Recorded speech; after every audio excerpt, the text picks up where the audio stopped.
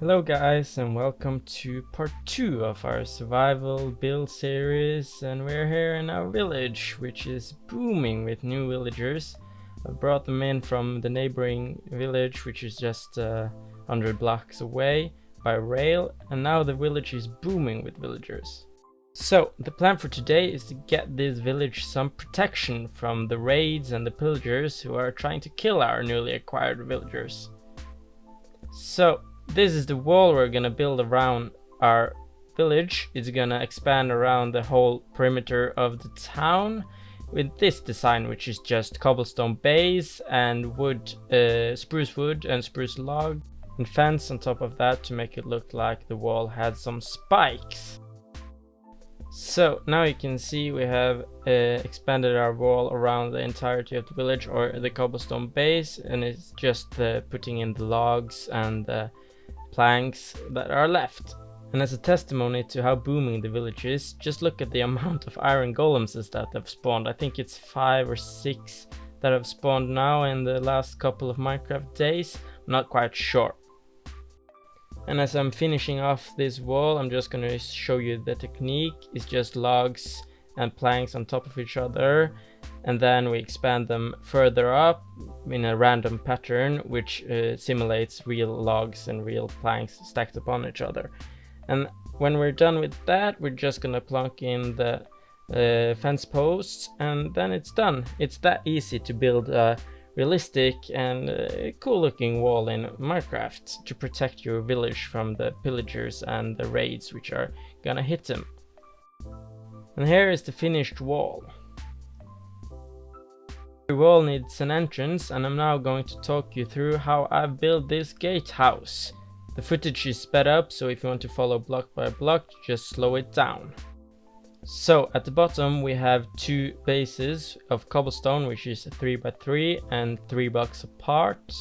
We start off by expanding upwards 7 blocks in the 4 corners of spruce logs. We then put in some stairs facing outwards, which is gonna be our support blocks for our guardrails on top. Finish off with stairs between the pillars going down. Then we place stairs facing towards each other, which is going to be like the rail guard, or whatever you want to call it, that's protecting the people standing up here from falling down. After we're done with that, we're just filling in the gaps with full blocks. In between the pillars, we are filling in the gaps with stairs, which are facing upside down towards each other, but leave a gap down at the bottom for a door, which is going to lead to a ladder, which is going to bring the guards up. As you see, I'm making some mistakes, but that's just fine. That always happens when you're building. So just fill in the gaps with the spruce stairs facing towards each other. On the front and on the sides, you can just fill in the whole gap like I'm doing, or make your own design. It's a free world, guys. On this side, you just do the same. It's quite easy. On the top here, we're just putting in some trapdoors to add a little bit of decoration and depth to the build. We're just gonna do that on all pillars around the build.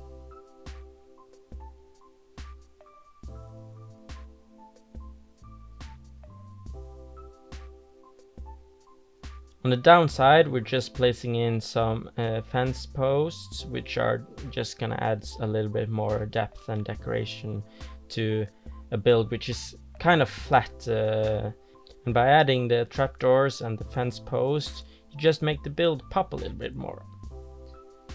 And you just copy this design on the other tower and just do exactly the same. So you don't need me talking over it, just do exactly the same.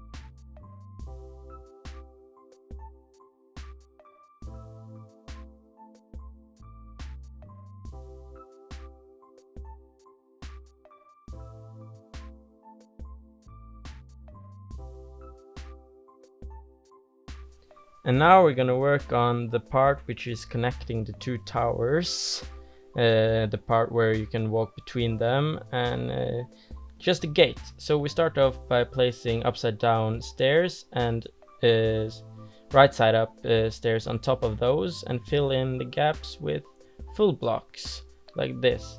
And up top of the stairs again, you place some new stairs facing inwards towards each other, and then the gap between them with full blocks again. And then you get this cool design, which I think it looks pretty cool. Kind of looks like a creeper or some menacing monster or something. And the gaps you just need to fill in here, and also inside of the towers on the sides, which you are seeing that I'm struggling with. So I'm not tall enough in Minecraft apparently. But on the outside we just fill in or put on some stairs to make the entrance easier, and we fill in doors like this.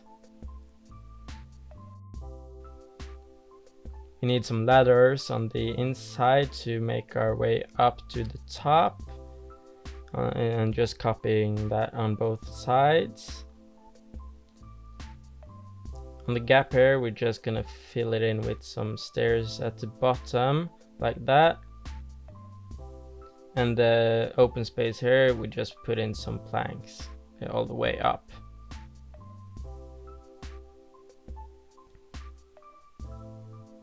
So just do that on the other side as well, and fill in the gaps with full blocks, or stairs if you fancy. So now the towers and the gap between them are mostly done. What is left is just a gate. So we are just using some fence posts for the gate, which is gonna look kind of like, I don't know, it looks like a gate. And by that you're mostly done, I think. Yeah, it's just some minor detailing around the base. I'm just putting in some cobblestone slabs to make it look more natural and fit the theme of this build, and by that you're done. With the outside walls done, we're moving inside, and as I'm demolishing the village houses, I'm gonna talk to you a little bit about building tricks and tips which I have learned throughout my years of building in Minecraft. There are tons of videos like this on YouTube with top 10 building tricks, and you can find whatever you're looking for. I'm just gonna share with you my experience with building, and perhaps give you some input on how to become a better builder in Minecraft. So now I've jumped into a creative world to show you the tips and tricks which I have. And the first one is a theme. Whenever you're starting up a new build or a new project, it's important to choose a theme for the build. And as you can see in front of me here, I have two different themes. One which flows very nice, which have the colors and the blocks which match each other in color pattern. We have the dark logs and the spruce logs, which is a little bit lighter, and then on the stone side we have blocks that match each other. But in this example you have blocks that doesn't quite fit together. You have the jungle wood, and you have the birch logs and the normal logs and the dark logs, and you can just, if you just compare the two, you can clearly see that the one on the right flows much better. And if you're wondering, but hey, Weremark, in your town, in your village, you're using normal oak logs and the wall you have is spruce logs. That's why you can see here I'm demolishing the first house, and I'm building it up again.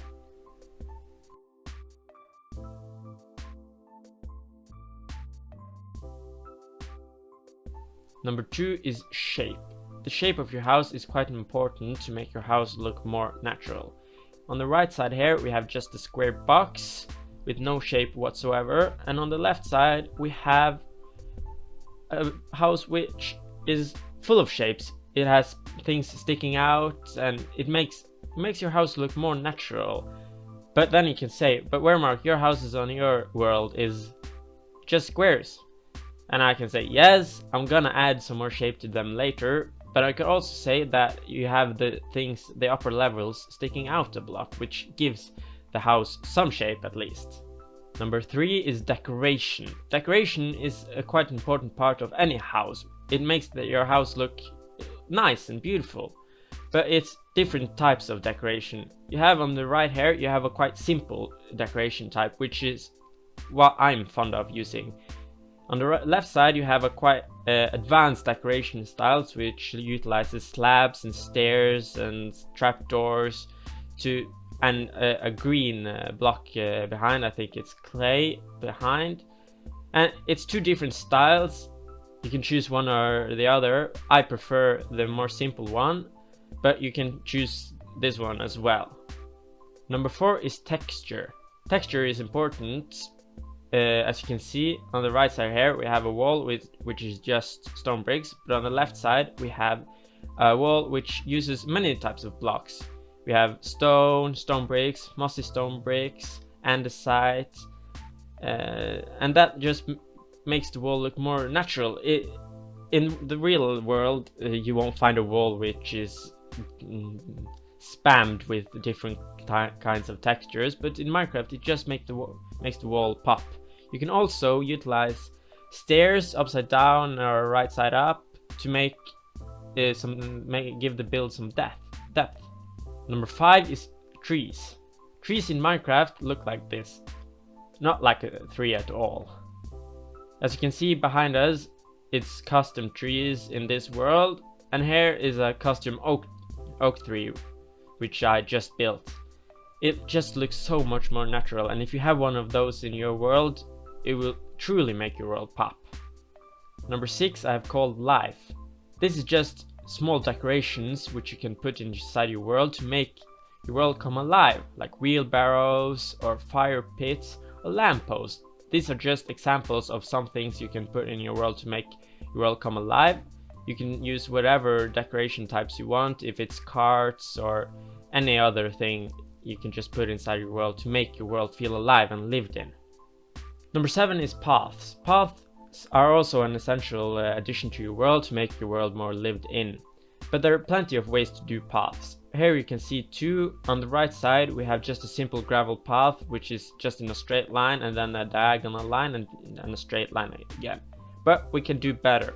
We can give the path some curvature and some shape to make it flow more natural through our world. But still not good enough, I think. So we are using much more blocks. It's an entirely different pattern and texture, and it's using 3 types of logs. It's using the coarse dirt, it's using, I think it's podzol, and it's using the concrete powder, the brown concrete powder, to make it look like dirt and mud, and yeah, just gives the path much more texture.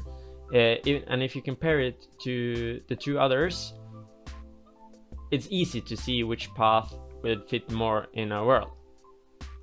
Number 8 and the last one is roofs. Roofs is it's the most important part of a house. Without a roof, a house isn't a house. So we have 3 types of roofs here, and the first one is just a standard roof which uses cobblestone stairs, and I don't fancy this type of roof. If you're gonna do just a straight roof, you at least need to use the upside down cobblestone stairs to make the roof look like the edge is much more intact and whole. But the roof I prefer is a roof that has much more shape. It's this type of roof. It's a roof which starts off by using stairs, as we have done here, but then it puts in a full block and expands 1 block upwards before it again uses stairs and then finishes off with a full block. This type of roofs give your buildings much more shape, and again, shape does make your build more natural. And with that, I'm gonna end the episode right there. I hope you have enjoyed, and I'll see you next time. Thank you and bye.